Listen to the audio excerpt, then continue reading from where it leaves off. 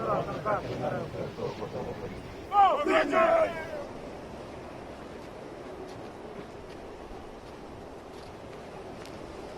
don't want to write my name on sand, where the wind comes and blow it away. I want to write my name on stone.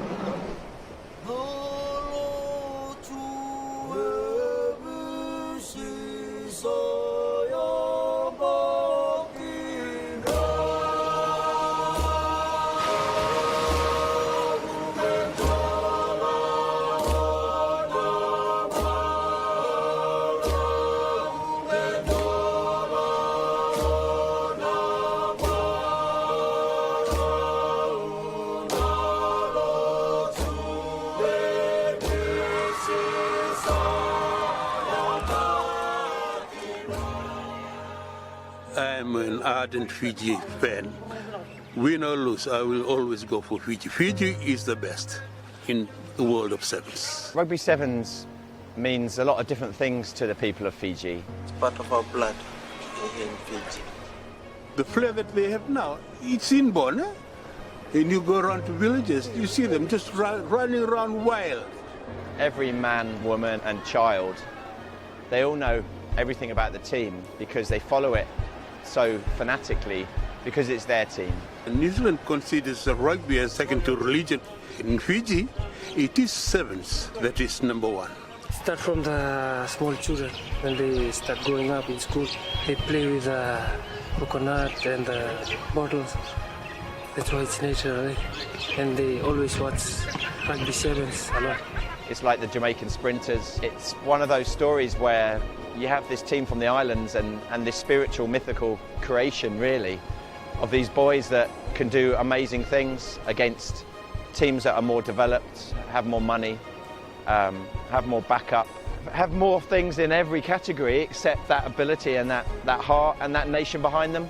I think lots of other teams can say that they're doing it for their countries, but this is actually the case here. It's hard to quantify, but everybody on the island is behind this team, and it's so unique.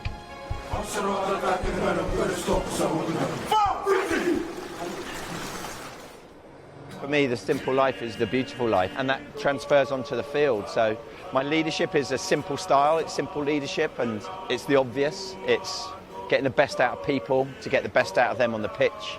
It's teamship, it's loyalty. You don't need a software program or a sports scientist telling you, what they should be eating or drinking. You can do all that simply.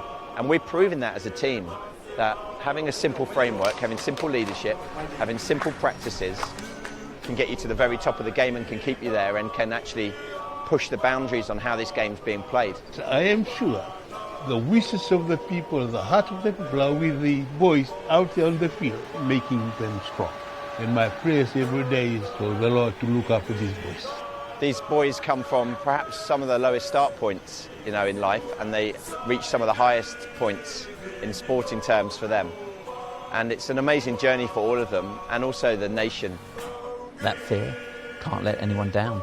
People are all watching at home. Everybody's watching. Everyone you've ever met around Fijian rugby that you've worked with, lived with, they're all there. They might not be there on the pitch, they're there watching that moment for you, and you don't get up. Everybody sees it. You don't make that pass, you don't give it that energy. Everybody sees it.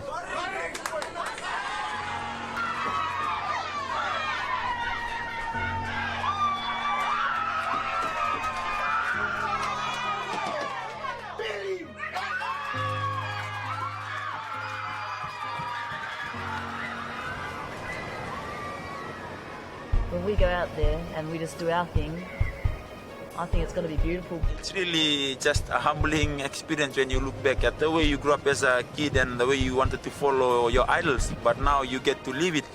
And it's just the same sensation, but there's more enjoyment out of it because you're really living and playing the moment. Fijians, they just play this complete opposite style of rugby that really no one in the world plays. I say to lots of people that I feel like I didn't know my true belonging until I came here to Fiji, and I don't know if I got all of the Fijian flair in my genetics, but it's certainly a part of me, and to be in this environment around the most talented players in the world it's just incredible.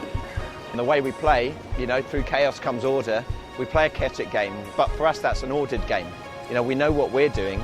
We are so unpredictable to other teams that it makes us, you know, a very, very tough opponent, a hard enemy to fight. In terms of size and power, we've got it in the spades.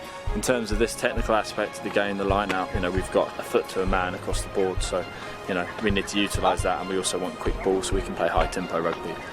You know, I think if we play to our best attributes, one of those is our height. You know, there's no reason why we can't win clean line-out ball every time, and also we're physically more powerful than other teams. We never hit you where you'd expect. We surprise and we evade. You know, we're this group that will come in and launch attacks from all over the place and never settle down. You'll be chasing shadows when we're on form. And if something happens on the field that's unpredictable, we'll react quicker. It's what they're used to, it's how we play, and it provides a very successful platform to play the game.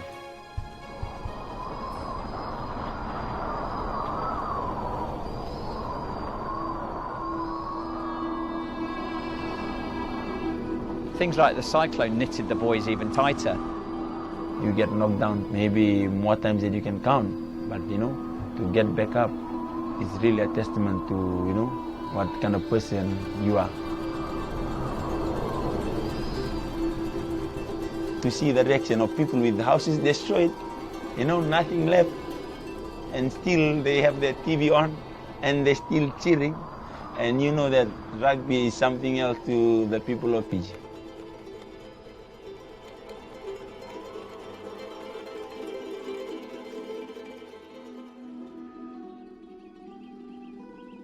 You know, I've never had a group of players that have laughed as much and they're happy.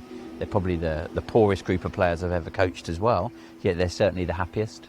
And I think in rugby terms that's meant they're really resilient, they're robust, they're very grateful for what they've got. They're incredibly excited about this trip to Rio. For them this is beyond excitement.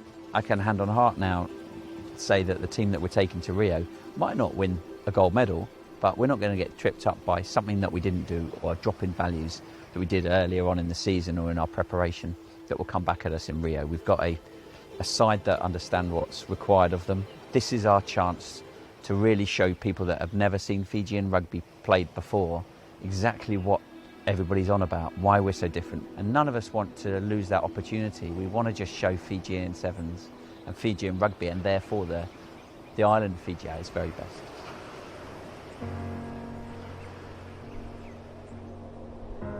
So we're on the dunes, the unbelievable sand dunes, but they're also pretty lung-searing for the boys.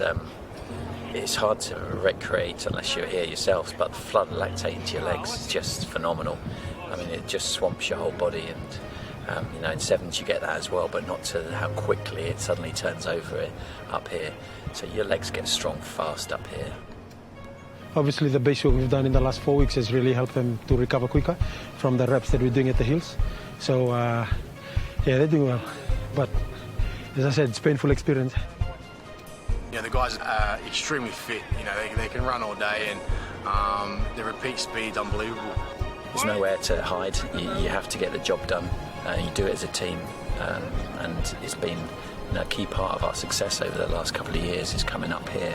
You know, when we do the sand dunes and that, some of the boys look like they're just running up a hill. You know, it doesn't even, you know, affect them in the sand. Many Fijian teams have come up here in the past, and it's just staggeringly tough and it's staggeringly beautiful. My aim was to play in the Olympics. It's now or never. So I'm trying my best to get into the team, because I don't know, maybe the next Olympic I won't be here. So this is my only chance, so I'll make sure I'll be in the team and play. For us to be given this chance to represent our country is a good opportunity to fly our flag high in the world stage. My mom and dad will be tears flowing from their eyes when they see me walking out on an Olympic stage. It's just a major achievement, and they'll be speechless, you know, for somebody from my family to even be in the Olympics. Give your best. Your best is all we need. Whether we come up on top or we come out right at the bottom, your best is always what we require. Never dreamt of it. Never thought that I'd be an Olympian. But yeah, I'd be really thankful to the Lord for the journey He's taken me through. My family will be proud of me, because that's what my dad said every day. Even like last year after the World Cup, he said, World Cup is over, I want you to be in the Rio squad. I said, don't worry. If that's God's will for me, then I'll work hard, don't worry. It's just gripped hold of this nation, and it's always done that. And Hong Kong, I guess, proved the pivot, the high in the past. And now we've got the Olympic Games, and that supersedes everything. The saying that was said way back in the 70s by Graham Eden, give the ball to a Fijian on an open prairie, to contain them. Yeah, we'll expect teams to try different things against us, and we'll be prepared for it. Every time we go out there to win. And that's what people, I think, back us up on, because they know we can do that, bring home the glory and just put this little dot of an island up there in the world stage. They are going to win. And when they win, they come back, there'll be a big celebration in Fiji. There's definitely something about our journey that's got fate involved. Yeah, I got a feeling we'll be lucky in Rio.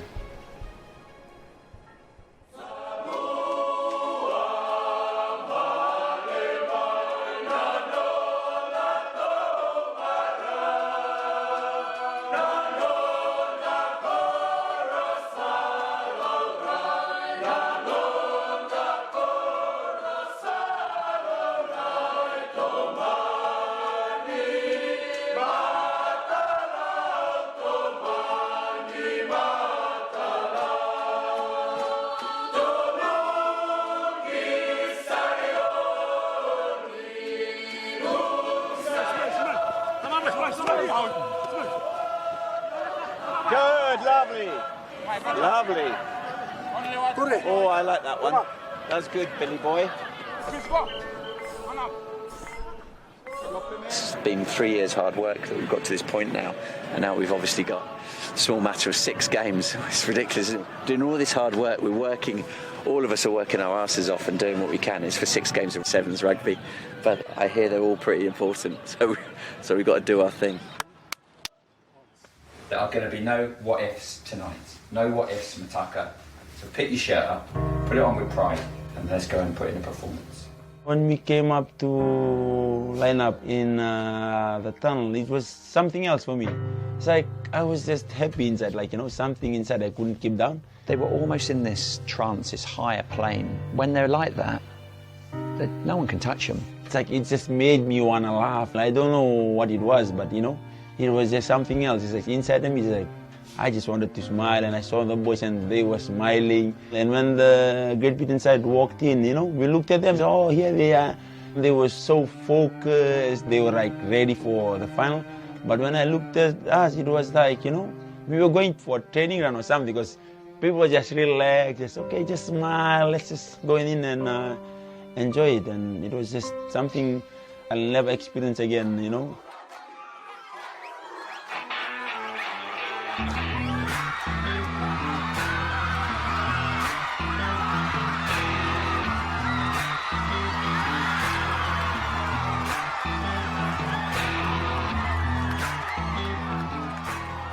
I think going back to all this stuff that we do together, I think it does suddenly get us into this zone where we just function above everyone else. A Fijian team, when they are relaxed, smiling, when they are enjoying themselves, the team they are facing had better not treat that as a sign of weakness, because that's when the Fijian boys are really on point. You could see it, it was ridiculous. Semi Kunatani was going through brick walls. So was Leone. They were staying on their feet, they were controlling things, and that was just about getting everything right, ready for that last game. If you're going to win a gold medal, you've got to have your best at last, and we did that.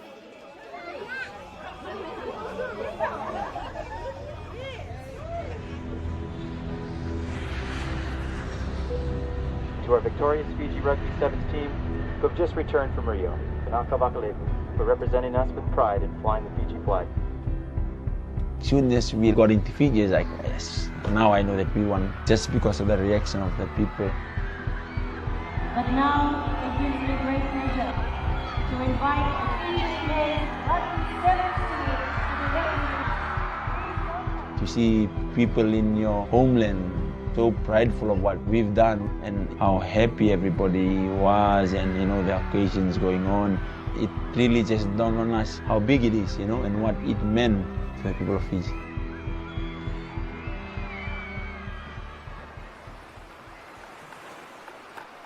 The spin-off for me is the youth generation, seeing Fijians lifting titles on global level, winning gold medals at the Olympics and going, well, why can't I go and get that degree and become a doctor? Why can't I start up that company?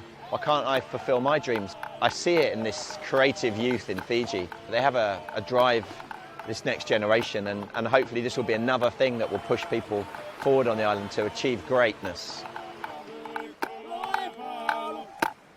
For me, when I look at that medal personally, I look at the journey God's taken me through my ups and through my down, and I'll have it with me for the rest of my life. And I hope God gives me children that I can share it with them, and probably I have grandchildren, and that medal will be around. Even if I'm gone, that medal will be around with my family, just to remind them that part of a family member won gold in the Olympics, and to inspire future Colony South generation that are coming up, that they too can do it, and for them to know that they come from a great sporting family. And I hope I can be remembered that way, and that medal should be remembered that way too, and it's with the family.